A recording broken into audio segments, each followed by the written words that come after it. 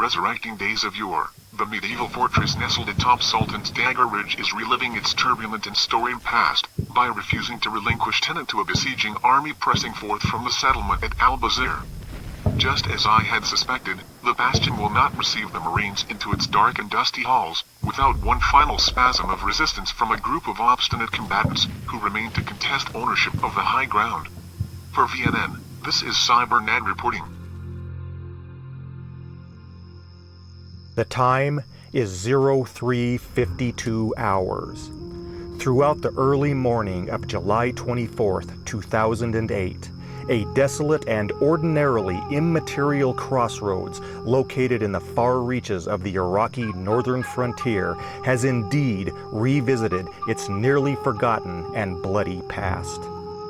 Becoming the battleground for a modern-day clash of arms, this unlikely event has run the gamut from an encounter with the archetypal mischief of domestic insurgency to a full-on military confrontation between American security forces and an Iranian task group.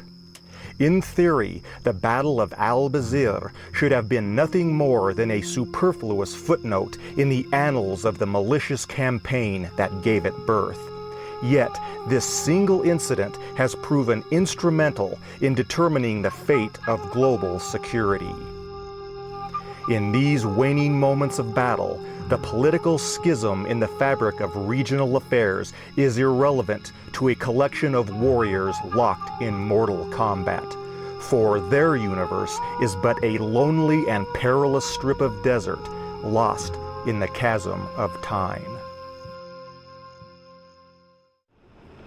Encouraged by their success in repelling the siege at Albeit, and emboldened by their ability to take the fight to the enemy, the salty band of Marines initiate the final phase of their sweeping counterattack on Sultan's Dagger Ridge and beyond. Forming up outside the fresh breach in the bastion's west rampart, the men of 2nd Squad of 3rd Platoon meet initial resistance from the last surviving Iranian sniper. Despite incurring multiple wounded and one casualty, the platoon inevitably silences the sheltered gunmen, which allows 2nd Squad to press home their transition into the fortress grounds. Unbeknownst to the Marines, however, the remnants of the stranded Iranian command contingent have themselves re-entered the east courtyard and infiltrated the bastion's 2 towers. Taking up an elevated attack position within the citadel, the 5 survivors of the heavy weapons unit commence lobbing hand grenades and let loose with a torrent of AK fire at the exposed Marines moving along the exterior wall of the neighboring keep. Before the Leathernecks can respond effectively, 6 of their number are wounded and 2 incapacitated from the vicious assault. If the situation weren't already serious enough, the 2 Special Forces officers inside the keep also strike. However, the 3 Marines that are as yet unharmed do not panic nor waver.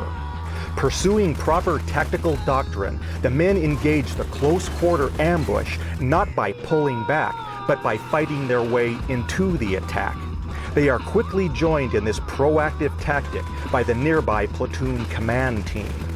Despite losing the second of their 2 SAW gunners, the Marines brave the crossfire and return enough poised shot to vanquish both Special Forces soldiers before turning their guns back onto the citadel. Refusing to sit idly by whilst 2nd Squad is exposed to such grave peril, Lieutenant Phillips and his M1 tank platoon train their main armament onto the 2nd story of the citadel and promptly unleash a blind salvo of high-explosive shells into its exterior. This volumetric concentration of artillery, combined with the local small arms fire, proves fruitful. The advantage of surprise attack from an elevated position having lost its value, the Iranian heavy weapons command staff begins to fall victim to the counterfire coming from 2nd Squad and those tank rounds punishing the stone frontage.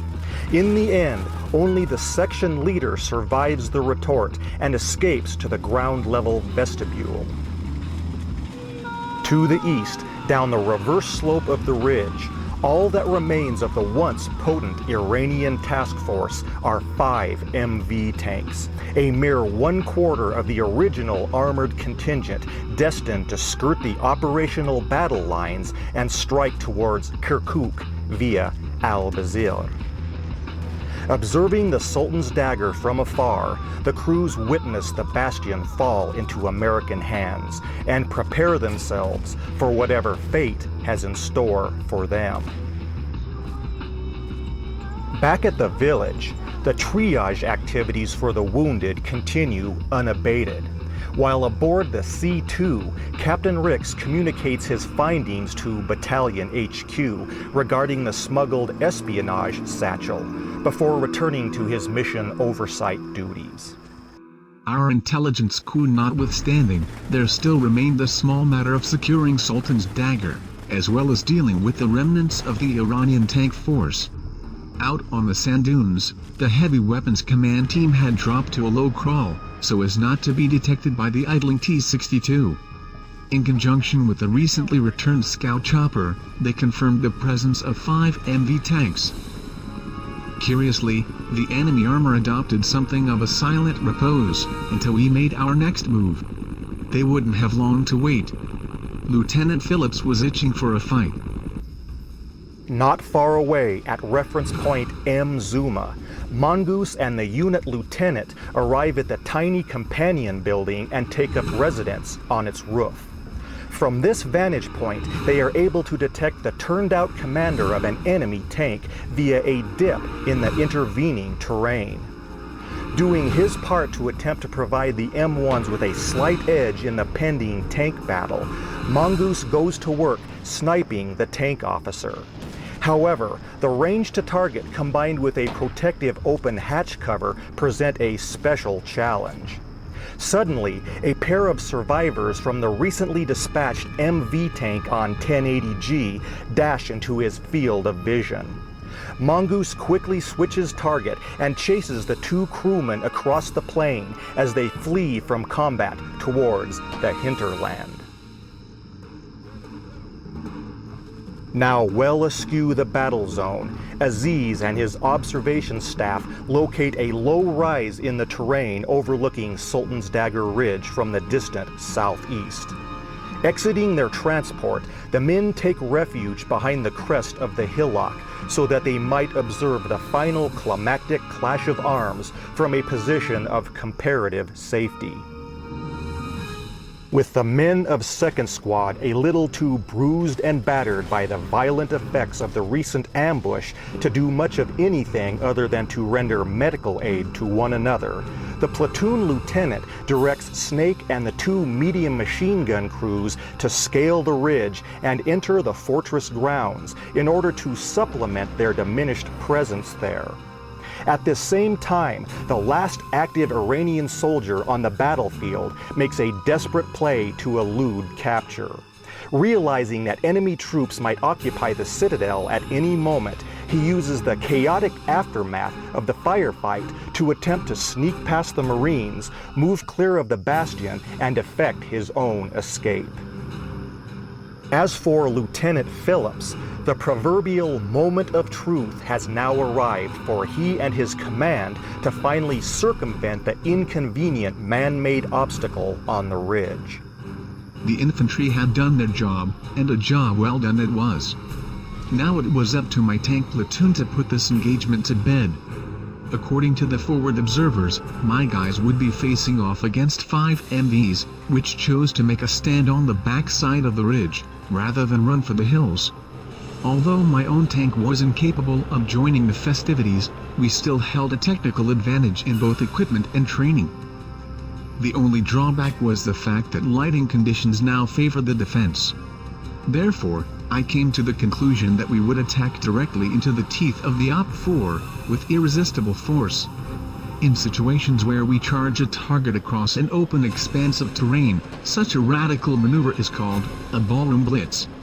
Without reservation, I keyed the comm and uttered the colloquial phrase, "Bring the house." My 3 brave Abrams crews quickly responded, and were off to the races. Lurching forward at top speed, the Marine tankers race headlong into the Iranian armored picket defense. Even though such a tactic might appear frantic to the casual observer, the attack is a well-coordinated and rehearsed assault strategy. Having run the disaffected Iranian tankers from the field, Mongoose returns to his primary target to take one final stab at assisting the tank assault by dispatching an exposed MV commander, which he finally succeeds in doing with not a moment to spare. Emerging over the crest and from behind the shoulder of the protruding ridge, the three M1s promptly sight and engage the anticipatory Iranian crews, who are nevertheless still surprised by the pace and sheer forcefulness of the attack. Over on the north flank, Abrams 4 gets off the first shot of the encounter by pumping an AP round into the turret of the retreating T-62 that has just lost its commander to sniper fire. The tank destroyed, the M1 continues skirting 1080G in search of another target. Using the cutting-edge gyro stabilization and tracking technology of the Abrams to good effect, the crew fires a subsequent round while on the run, which damages the number 2 tank of 3rd Platoon. Concurrently, that very same T-62 has itself acquired them and unleashes its own AP shell a mere split second before being hit. Ironically, the Iranians fail to properly lead the charging M1, which works in their favor. The shot misses the forward armor and pierces the engine compartment, causing the turbine to seize up, thus bringing the Abrams to an unplanned halt. On the far right flank of the attack, Abrams 2 faces a very similar situation. The prohibitive shock value of their rapid assault initially allows the tank to acquire and dispose of the centermost T-62 in the picket line with but a single shot from their main gun. However, the terrain on the extreme flank serves to temporarily conceal the bogged MV tank, thereby affording it the opportunity to pop smoke whilst simultaneously unleashing a breech-loaded missile at the oncoming M1. Struck hard amidships, the Abrams crew press their luck no further and abruptly reverse course. Yet, even in withdrawal, the Marine tankers stay on task and detect an immediate threat being posed to Abrams 3 by the damaged number 2 tank. Sending a shell straight into the MV's munitions stores, the ensuing internal explosion rips the tank to pieces in a massive fireball of jagged metal and smoke. At the center of the Marines' ballroom blitz, Abrams 3 does its part to contribute to the demise of the Iranian armor. Racing across the ridge's rocky backbone, the M1 finds its first target in the command tank of 2nd Platoon, which it sets ablaze before the stunned crew can even contemplate bringing their own gun to bear. Saved from retaliatory fire by Abrams 2, the crew pursues its devastating head-on dash into the picket line with but one final target to assail. The crew of 3rd Platoon's command tank managed to escape their iron coffin, yet refused to capitulate. Abrams 3 promptly reprimands them in lead for such poor battlefield acumen. Hidden behind a transitory cloud of smoke, the crew of the hopelessly mired number 3 tank of 3rd Platoon take note of their cohort's fatal lapse in judgment and capitulate.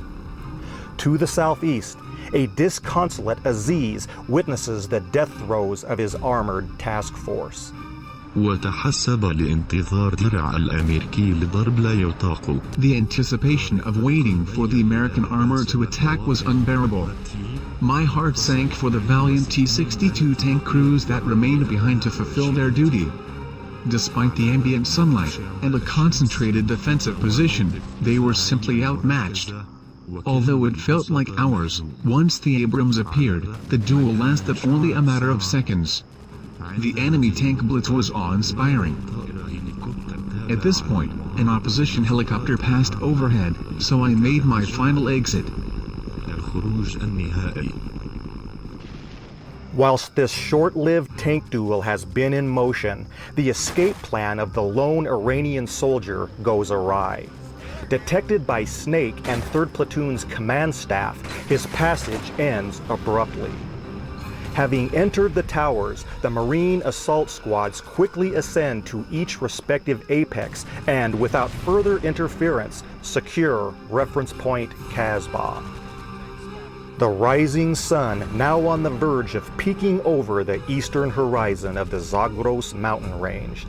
This unheralded nocturnal confrontation, spawned from diverse ideologies and political ambitions, can finally be put to bed, along with the mortal trepidations of the combat-weary survivors of the Battle of Albeit. The time is 03:55 hours.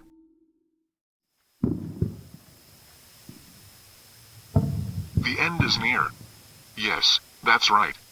After a challenging overnight jaunt to arrive at this extremely remote location, followed by a full hour of unrelenting combat, the battle for Albeit may finally be nearing its conclusion.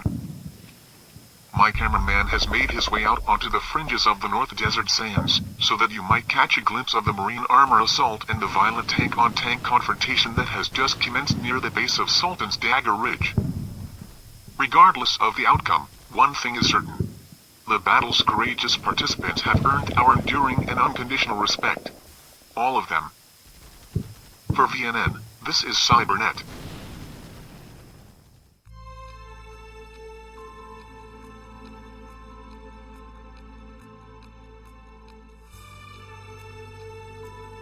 The Battle of Albeit complete, the barren plain returns to its natural state. The howl of a warm desert wind once again replaces the din of gunfire and explosive.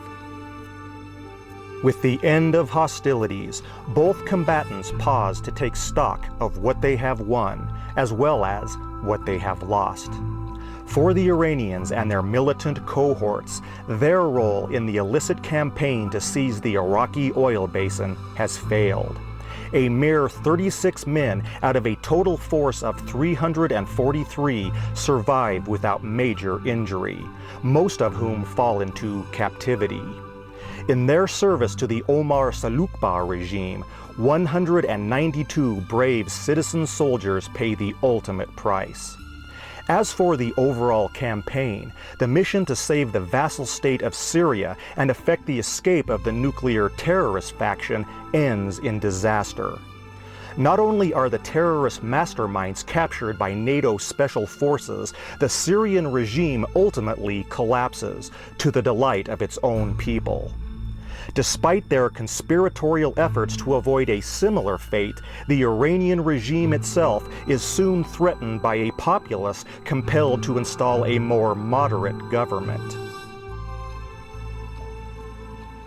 For Aziz himself, his flight from the battle zone is quite brief. Utilizing 1080G to attempt to return to Iran, his staff car is overtaken by the advent of Marine Cobra helicopters, which block his passage and take the occupants into custody. Upon release, Aziz and his family emigrate to an undisclosed location in Eastern Europe. As for Captain Rix and his Marines, their improbable mission ends in a stunning victory. From the sands near Zuma to the stores at Triple E, they fought a nation's battle in the air, on land, and in a wadi. And in the end, the dire threat of a clandestine armored task force usurping the Iraqi operational battle lines was thwarted. Of the 143 men deployed to the battle, 27 give their final measure of devotion to duty, honor, and country. Having secured the crossroads and evicted the invaders, the scouts of Company A, 4th LAR, exit the scene for a private oasis of tranquility where they can bind their wounds, service their gear, tell their stories, rest, recuperate, and prepare for the coming campaign into Al Jazeera. Because, as in all conflicts, there is always another day and yet another battle to be met. The Battle of Albeit now passes into history, but its tale can be told because of his story and his story within this anecdotal realm that is Tales of Virtual Combat.